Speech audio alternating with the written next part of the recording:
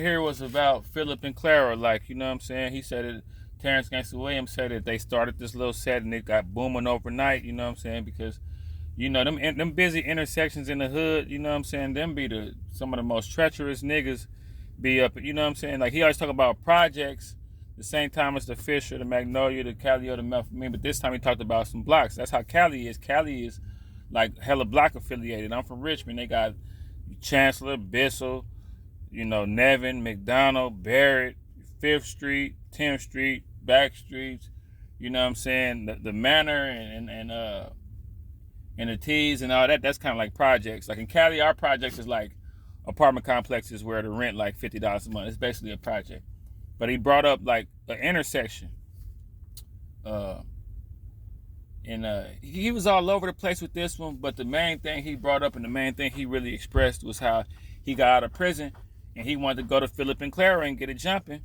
But it was a nigga over there that he wasn't really familiar with that didn't grow up from over there. And he had niggas working over there doing their thing and everything. And it's supposedly while he was locked up, this dude had got his OG smacked, got his OG killed. So he kind of came out of prison trying to get up on dude, kind of fill him out, trying to peep his temperature so he can get up on him and get in whacking or whatever, right? But the way he did it was he infiltrated the block, went out there to Philip and Clara, act like he was hustling. And then he said that they had $10 bags of dog food, you know what I'm saying, because they went to war with a little set around the Magnolia. And I guess they robbed them. See, the way I see it in the hood, when a nigga hit a nigga for like 5 pounds or something, he finna have grams going for the 5. He finna have 3.5s going for the $15, $20 because it's unaccounted for. You know what I'm saying? I didn't have to spend no re-up money. I didn't save no money to jump in the game. I just robbed the nigga so I can just make the money real quick, get rid of all this shit before the nigga that's suspected of being robbed could tell and come over here, send somebody over here to cop some small shit, take a look at it and tell it was his shit and tell who robbed him. So I want to get rid of this shit quick. So I guess that's what dude was doing on Philip and Clara. He had the $10 bags of the dog food, so you know it was jumping. You know it was custos coming back to back. You got to shut the when you got it rolling like that, you got to be like, you got to shut the shop down. Like, man, we done. You got to be out there early.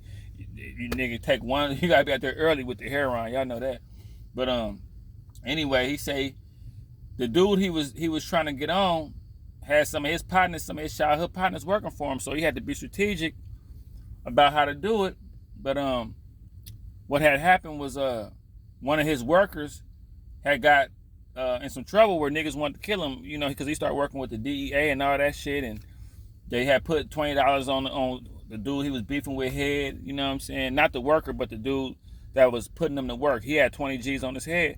So Terrance was gonna get close to him to try to get the bread.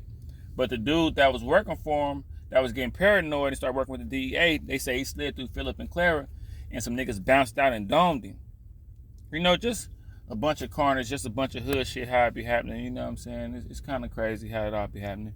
But I said that to say, you know, it was different listening to him tell a story about a block. And that's usually how intersections be, like busy intersections. It be niggas kind of from everywhere. It be niggas from over there, but then they'll let this nigga come hustle from over there. This nigga got a name over there.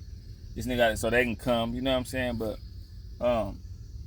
yeah, they say that dude, it's supposedly the dude that killed one of the dude's workers, one of the dude that was driving the car, he was the brother-in-law of the dude that got killed. He had a baby by the dude that got killed sister. So it just show you how funkin' in the hood be crazy. But I said that to say it was a story, one of my stories, man. It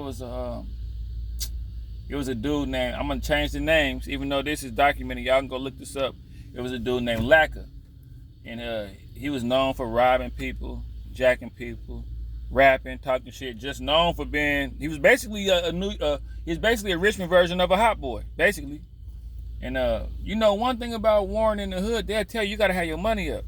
You're running some niggas for help, and they like, man, you gotta have your bread up, bro. You know what I'm saying? It costs money to go to war. Like Mercy Marv said, how you gonna war with your money at? How you gonna war when your money ain't long with them little ass pistols, bitch, nigga? You're wrong. You know what I'm saying? But the dude named Lacka, he was going through all the hoods some niggas was trying to get on him. They had put some bread on him. So he was going through hood to hood, like, man, y'all, can I chill in here for a little bit? Can I chill over there for a little bit? He knew niggas was trying to get him. He was, man, but I guess he was doing bad. Niggas was like, bro, you can't, it costs money to war. If you can't pay us, y'all excuse the debris on my clothes, man. I be at work, you know what I'm saying? You know, if you ain't got no money to pay us for us to protect you, you know, you kind of on your own. You're going to have to just, you know, you're going to have to be. So anyway, they ended up catching the dude getting off the freeway. Hit him in the head with a chop suey. Hit him in the head with a chop. You know what I'm saying? Accidentally shot the girl that was in the car with him. But I just had to say, it'd be a trip when you beefing in the hood and you know niggas trying to get on you. Just leave the neighborhood, man. If you know niggas trying to kill you in the hood and you in a pop shot area where a nigga smoke you and stand over you and walk around like nothing ever happened because the police don't come and ain't gonna be, leave the neighborhood, bro. Just leave. I know it, but see, that's the thing. It be all kind of pride tied up into this shit. The hood be meaning a lot to motherfuckers. It be meaning a lot. Like, man, I'm gonna be a sucker if I leave, so I'm gonna just stay around and get smoked.